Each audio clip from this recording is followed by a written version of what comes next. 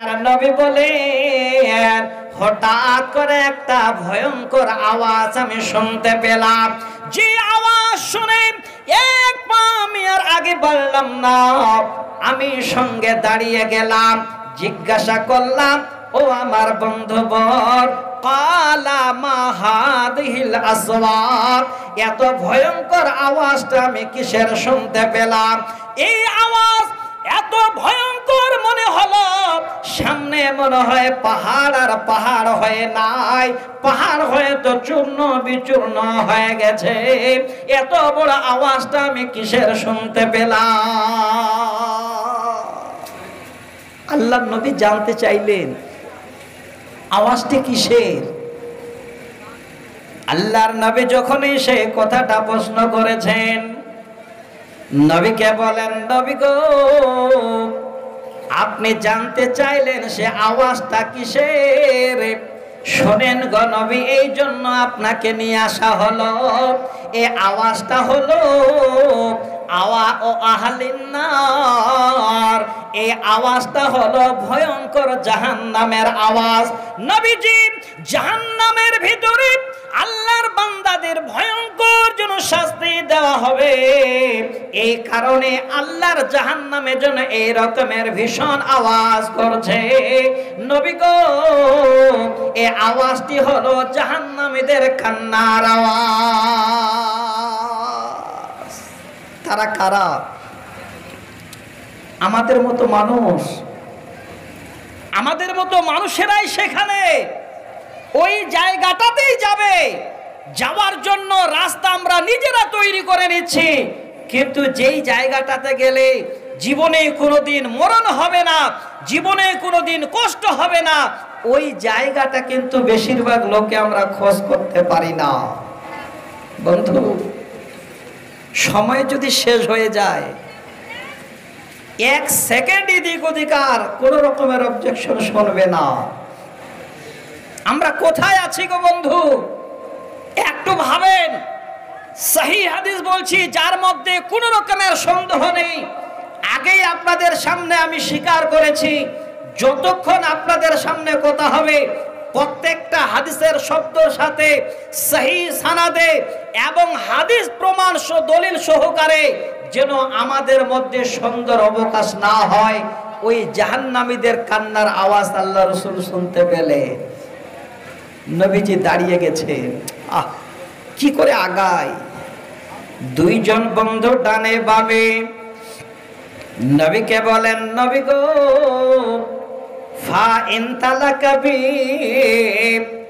আর দেরি নয় গো নবী, চলুন আমরা আপনার সাথে আছি, আর একটু আগে বাড়েন। আমার শ্রোতা মণ্ডলী, ভাই জানেরা, বাপ জানেরা, সহি হাদিসটা এবার আর একটু আগে নিয়ে যায়। দুইজন দুই বাহু ধরে নবীকে নিয়ে যাচ্ছেন। যেতে যেতে যেতে যেতে নবীজি বলেন, আনা বিকওমিন মুআল্লাকিনা বিআরাকিবিহিম মুশাক্কাকাতা আজদাকিহিম তাসিলু আজদাকুহুম তামা। আল্লাহর নবী বলেন, আমাকে দুই বন্ধু নিয়ে যাচ্ছেন, হঠাৎ করে এমন একটা কওমের কাছে নিয়ে যাওয়া হলো, এমন কিছু লোকের কাছে নিয়ে যাওয়া হলো যে লোকেরা আনা বিকওমিন মিআরাকিবিহিম মুশাক্কাকাতা আজদাকিহিম তাসিলু আজদাকুহুম দামা। ওই সমস্ত লোকেরা তাদের পাগুলো উপরের দিকে লটকানো আছে, আর মাথা বা মুখমণ্ডল নিচের দিকে, সকলেই তারা উপরে পা করে ঝুলন্ত অবস্থায় ঝুলছে। ভাই সকল, পাগুলো উপরে, মাথা নিচে, সবাই ঝুলছে। শুধু তারা ঝুল্লু খেলছে না, নবীজি বলেন, বিআরাকিবিহিম মুশাক্কাকাতা আজদাকিহিম তাসিলু আজদাকুহুম দামা। যেমনে তারা হিলছে, যেমনে দুলছে, তাদের শরীরের রক্তগুলো তাদের মুখ দিয়ে সম্পূর্ণটাই নেমে যাচ্ছে, রক্তগুলো তাদের মুখ দিয়ে টপ টপ করে পড়ছে। ওরে আমার ভাইরা, আমার বাপজানেরা, তাদের পাগুলো উপরে মাথা নিচে তারা ঝুলছে, আর শরীরের রক্তগুলো তাদের সমস্ত মুখ দিয়ে বেরিয়ে যাচ্ছে। আল্লাহর নবী সঙ্গে দাঁড়িয়ে গেলেন এবং প্রশ্ন করলেন, ও আমার বন্ধু বরেরা, ওরে আমার বন্ধুরে, কালা মানহা ওলাই, এই লোকেরা কারা? আজকে তাদের এত বড় কেন শাস্তি দেওয়া হয়? জীবনে তারা কি এমন কর্ম করেছে আজকে এত বড় তাদের কেন শাস্তি দেওয়া হচ্ছে? পাগুলো উপরে মাথা নিচে, আর তাদের শরীরের রক্তগুলো সমস্ত মুখ দিয়ে নাক দিয়ে পড়ে যাচ্ছে। জীবনে তারা এমন কোন কর্ম করেছে?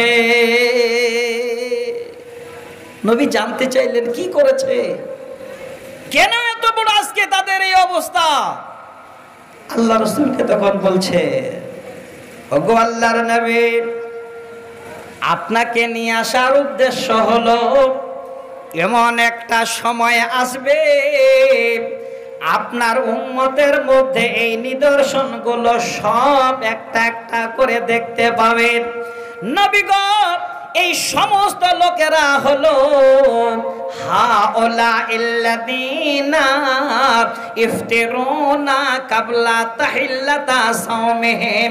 ওগো আল্লাহর নবী, এই সমস্ত লোকেরা হলো তারা জীবনে ইফতার করতে খুব বাহাদুর ছিল, যার অর্থ হলো সূর্য ডুবার আগে তারা ইফতার করে নিত।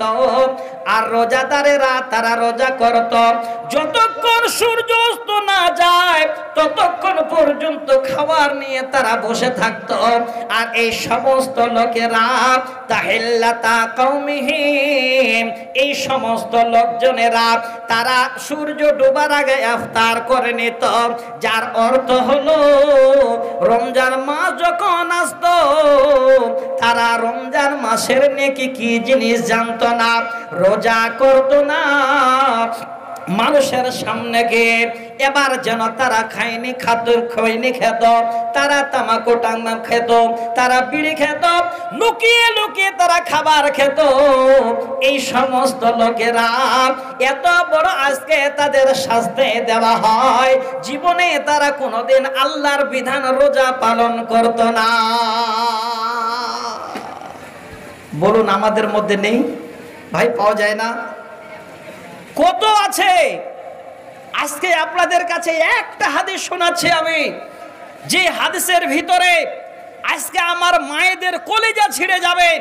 দুটো শব্দ শুধু শোনাবো, যদি মায়েরা আমার সত্যিতে আল্লাহ ওয়ালি হন, একবার যদি ইন্নাল্লাযীনা আমানু ওয়া আমিলুস সালিহাত এই জায়গায় যদি আমার মায়েরা আজকে নাম লেখাতে পারেন, এই রকমের জায়গা থেকে আল্লাহ তাদের বাদ দেবেন, তাদের জন্য ভালো জায়গার ব্যবস্থা করে দেবেন। আমি শোনাচ্ছি আপনাদের কাছে, আর একটু আগে বাড়েন। আল্লাহ রাসূল শুনে দাঁড়িয়ে গেলেন, দুই বন্ধু আবার পাশে। নবীকে বলছেন, নবী গো, ফা ইন তালাকাবি, আর একটু আগে বাড়েন, আর একটু আগে চলেন গো নবী। আল্লাহর নবী বলেন, এবার আমাকে আবার দুই হাত ধরে নিয়ে যাওয়া হচ্ছে। মায়েরা আমার, ও বোনেরা আমার, একটু মন দিয়ে শুনবেন। এই শব্দটা আমি হাদিসের আপনাদের সামনে বলছি। নবীজি বলেন, যেতে যেতে যেতে যেতে আনাবে কওমিন আনাবে কওমিন ইনতিফাকান ওয়া আনতানিহি রিহা কাআন্নাহু রিহাহুমুল মারাহিস। নবীজি বলেন, আবার আমাকে নিয়ে যাওয়া হলো। যেতে যেতে যেতে যেতে পাহাড়ের অনেক দূর যেন আমাকে নিয়ে গেলেন। এমন সময় যেন আমি দেখতে পেলাম অনেকগুলো ছেলে এবং মেয়ে তারা বিভিন্ন জায়গায় পড়ে আছে আর তাদের শরীরটা কেমন আকৃতি ধারণ করেছে কাআন্নাহু রিহাহুমুল মারাহিজ। এই শব্দটা আপনাদের আগে বোঝায় রিহাহুমুল মারাহিজের অর্থ কি। এই শব্দটার অর্থ কি? মনে করেন আপনাদের গ্রামবাসী, যেমন মসজিদে আপনাদের ল্যাট্রিন বাথরুম আছে, ঠিক গ্রামে এরকমের একটা বাথরুম বানিয়েছেন বিশাল করে। গ্রামের সমস্ত মানুষ আপনারা বাথরুমে আসেন, বাথরুম সেরে চলে যান, কিন্তু পানি দেন না। এইভাবে যদি 1 বছর আপনারা বাথরুম ব্যবহার করেন, আমার মনে হয় বাথরুমে যাওয়া তো দূরের কথা, বাথরুমের ধার দিয়ে বোধহয় কোনো লোকজন হাঁটতে পারবে না। পারবে? দেখেন হাদিসের শব্দটা শোনায়, আল্লাহ রাসূল এটাই বলেছেন। কি বললেন? নবীজি বলেন আনা বিকাউমিন ইনতিফাকারিহান ওয়া আনতানিহে। যেতে যেতে যেতে যেতে আবার দেখলাম এমন একটা জায়গা যেখানে অনেকগুলো ছেলে এবং মেয়েরা তারা যেখানে সেখানে পড়ে আছে। সাধারণ ভাবে নয়, এক একটা ছেলে এক একটা মেয়ের বডিগুলো ফুলে ফুলে ফুলে ফুলে গল ব্লাডারের মতো আকার ধারণ করেছে। যেমন একটা কুকুর যদি অ্যাক্সিডেন্ট হয় কিংবা কোনো দুর্ঘটনায় কুকুরটা মারা যায়, রাস্তার ধারে যদি ফেলে দেওয়া হয়, 2 দিন 4 দিন 10 দিন পরে দেখবেন যে কুকুরের আকৃতি ছিল সেই কুকুরটা ফুলে ফুলে যেন ডবলতে ডবল হয়ে গেছে। ঠিক অনুরূপ নবীজি বলেন আমি দেখতে পেলাম বিভিন্ন জায়গায় ছেলে এবং মেয়েরা তারা যেখানে সেখানে পড়ে আছে আর তাদের শরীরগুলো গল ব্লাডারের মতো ফুলে গেছে, বিশাল আকার ধারণ করেছে। ওই রাস্তা দিয়ে আর আগে বাড়া যায় না। কাআন্নাহু রিহাহুমুল মারাহিজ।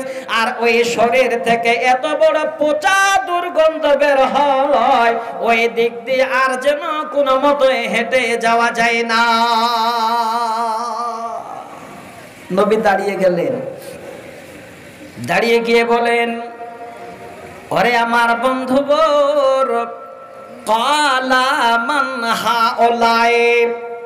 এই লোকেরা কারা? এই নারী পুরুষেরা কারা? তারা এইরকমের অবস্থায় কেন পড়ে আছে? তাদের শরীরগুলো কেন ফুলে ফুলে মোটা হয়ে গেছে? তাদের শরীরে কোনো রকমের কোনো আকৃতি বোঝা যায় না কেন? নবীকে বলেন নবী গো, তারা কারা শুনুন। হাউলা ইল্লাযী, তারা কারা নবীজি শুনেন গো ভালো করে। আযান্নুনা ওয়াজ্জাওয়ানিয়া। ওগো নবী, এই সমস্ত ছেলে এবং মেয়েরা তারা হলো জানি এবং জানিয়া, বেবিচার এবং বেবিচারিণী। পৃথিবীর বুকে তারা বেবিচার করত, আল্লাহকে বলে কোন রকমের তাদের ভয় ডর হতো না।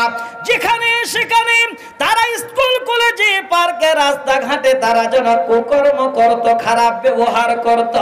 এই সমস্ত ছেলে মেয়েরা আজকে তাদের শরীরগুলো ফুলে ফুলে পচে এই রকমের দুর্গন্ধ হয়ে গেছে। চলছে রমরমা বাজার। এই জন্য আল্লাহ রাসূল গ্যারান্টি দিয়ে বললেন, হে আমার উম্মত, 2টো জিনিসের যদি তোমরা জিম্মা নিতে পারো, আমি তোমাদের জন্য আল্লাহর জান্নাতের জিম্মা নেব। এই 2টো জিনিস হলো, 1 নাম্বার হলো জবান, 2য় নম্বর হলো লজ্জাস্থান। জেনা সর্বপ্রথম শুরু হয় জবান দিয়ে আর শেষ হয় একদম প্র্যাকটিক্যাল ফিল্ডে গিয়ে। ঠিক না ভুল বলেন? কথাটা বিশ্বাস হলো? জেনা প্রথম শুরু হয় জবান দিয়ে। বর্তমানে এখন জেনার আখড়া হলো আমাদের মোবাইল। আপনারা রাগ করবেন না, সকলের পকেটে মোবাইল আছে। এই মোবাইল এমন জায়গায় নিয়ে গেল যেই মোবাইল এখন ছোট বাচ্চাদের না দিতে গেলে তারাও মা বাপকে ধমক দিচ্ছে, মোবাইল দিবে তো দাও, যদি না দাও তাহলে তোমার ছেলে দুদিনের মাথায় দেখবে সুসাইড করেছে। ঠিক না ভুল বলে? হচ্ছে। অনেকদিন আগে একটা আমি মোবাইলের গজল তৈরি করেছিলাম, যদি অনেক পুরানা হয়ে গেছে। আপনাদের এলাকায় এই জায়গায় যখন আসেনি কোনো দিন, তাহলে এক আধ দুটো লাইন বললে আমার যুবক ভাইরা বোধহয় খুশি হবে। শুনবেন? শুনবেন? মোবাইল মোবাইল দাদা মোবাইল, শুনবেন? এই তো আমি জানি রোজ সবাই চায়, কিন্তু আমি যে বলেছি 1 ঘন্টা আগে আপনাদের কোরআন হাদিস শুনতে হবে, শোনাবো। যাই শুনবেন, ভোজপুরি শুনবেন, আপনারা লালন গীতি শুনবেন, যা শুনতে চাইবেন ভাটিয়ালি সব ইনশাল্লাহ শোনাবো। তবে শর্ত একটাই, 1 ঘন্টা আমাকে আগে আপনারা একটু বলতে দেন, কারণ অনেক আশা নিয়ে আমি আপনাদের কাছে এসেছি। আগামীকালকে যে জালসা আমার বাড়ির পাশে, আস্তে আস্তে রাস্তায় ক্যান্সেল করে দিল বলে বৃষ্টি চলছে। আমাদের দক্ষিণ দিনাজপুরের মানুষের কলিজা এতটুকু, আপনাদের মালদা জেলার এতটুকু, মালদা জেলার মধ্যে যদি আপনাদের এরিয়াটাতে আসা যায় তাহলে এতটুকু। আসলে আমরা আসছি, ফোন করছি আপনাদের ইমাম সাহেবকে, গাড়িতে বসে থাকা যাচ্ছে না, এত বৃষ্টি গাজল থেকে। মৌলানা প্রোগ্রাম হবে তো? বলে কোনো অসুবিধা নেই, আপনি চলে আসেন। ওই দিক থেকে আমাকে বাড়িতে ফোন করছে, এত বৃষ্টি আপনি যাচ্ছেন, প্রোগ্রাম হবে তো? আমি বললাম ভাই ডেকেছেন, ইনশাল্লাহ ওয়াদা করেছে আমি যাই। দেখেন আল্লাহ সব কিছু করতে পারেন।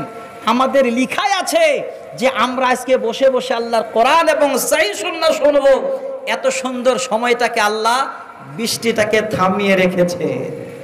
আল্লাহ সব করতে পারেন। আমার ভাই সকল, আমার মায়েরা, আমার বোনেরা, জানি না সময় আপনাদের কতটুকুন আমি পাবো।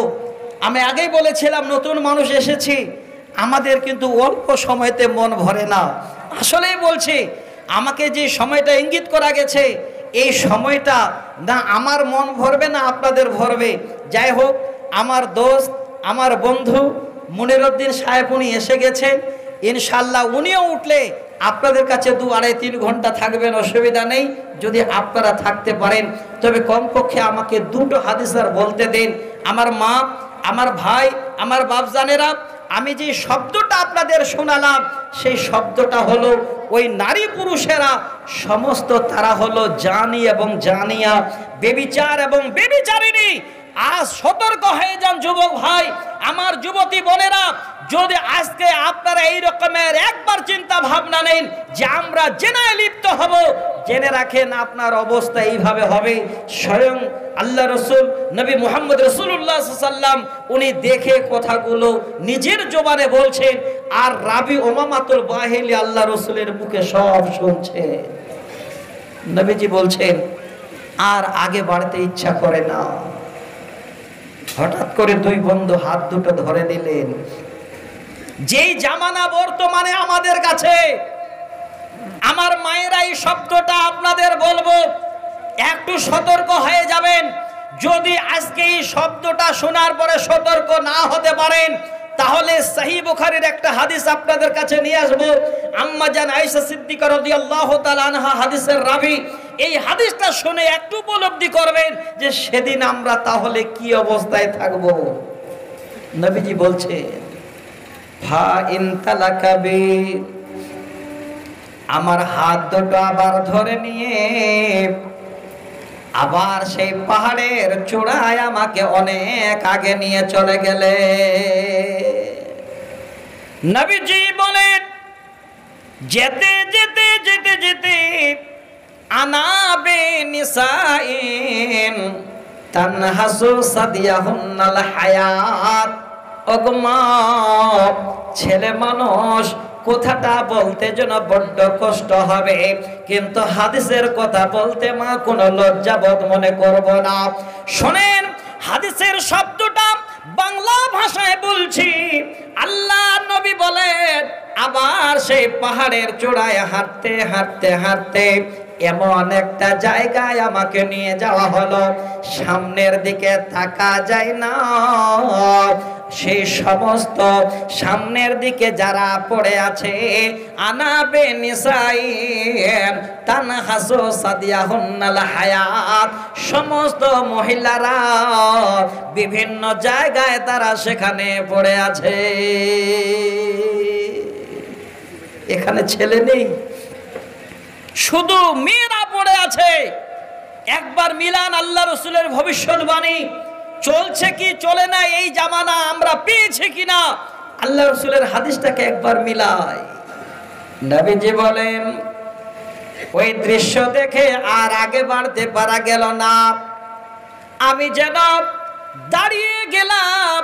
হায় রে মা, নবীজি বলেন, আমি ওই অবস্থায় সামনে আর তাকাতে পারলাম না। তানহাসু সাদিয়াহুন্নাল হায়াত মা কুনতু উবালো।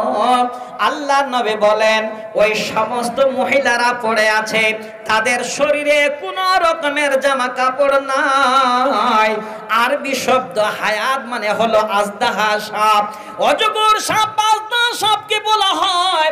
নবীজি বলেন, সেই মহিলারা পড়ে আছে, তাদের গায়ে কোনো জামা কাপড় নাই।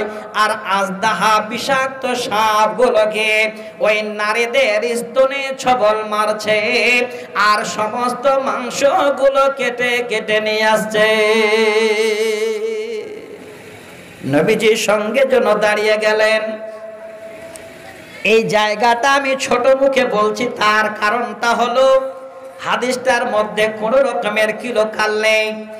একবার ডিকশনারিতে দেখা হলো, দ্বিতীয়ত ল্যাপটপে আবার হাদিসটাকে ছানবিন করা হলো, যার মধ্যে কোনো রকমের সুন্দর অবকাশ নাই। একদম সহি হাদিস শোনাচ্ছে আমার ভাইজানেরা, মায়েরা।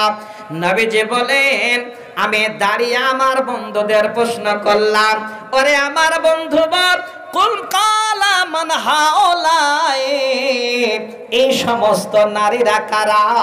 পৃথিবীর বুকে কারা? তারা জীবনে এমন কি কর্ম করেছিল যে আজকে বিষাক্ত সাপগুলোকে তাদের গায়ে ছবল মারে আর মাংসগুলো কেটে কেটে নিয়ে আসে? তারা কি করেছিল? আল্লাহ রসুলকে তখন জবাব দিচ্ছে, ওগো আল্লাহ রসুল, তারা কে করছিল বা কে করেছিল শোনেন। নবী গো, হাওলা ইল্লাযিনা আলবানাহুম লা হাওলা ইল্লাতি ইয়ামনানা আওলাদাহুন্না আলবানাহুন্না, যেটা এখন জামানা আমাদের কাছে চলছে। আল্লাহর নবীকে বলেন, নবীগণ, এই সমস্ত মহিলারা তারা কারা? জীবনে তারা কি করেছিল? জীবনে তারা সন্তান প্রসব দিয়েছিল, সন্তান জন্ম দিয়েছিল, নিজের সৌন্দর্য বজায় রাখার জন্য মা হয়ে তারা নিজের সন্তানকে দুধ পান করায় না। একবার মিলান ভালো করে।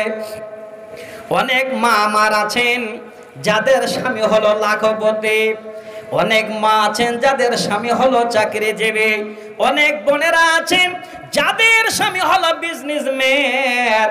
কারো তো পয়সার অভাব নাই, সন্তান জন্ম দেওয়ার পরে কাজের লোক বাড়িতে রেখে দেওয়া হয়েছে।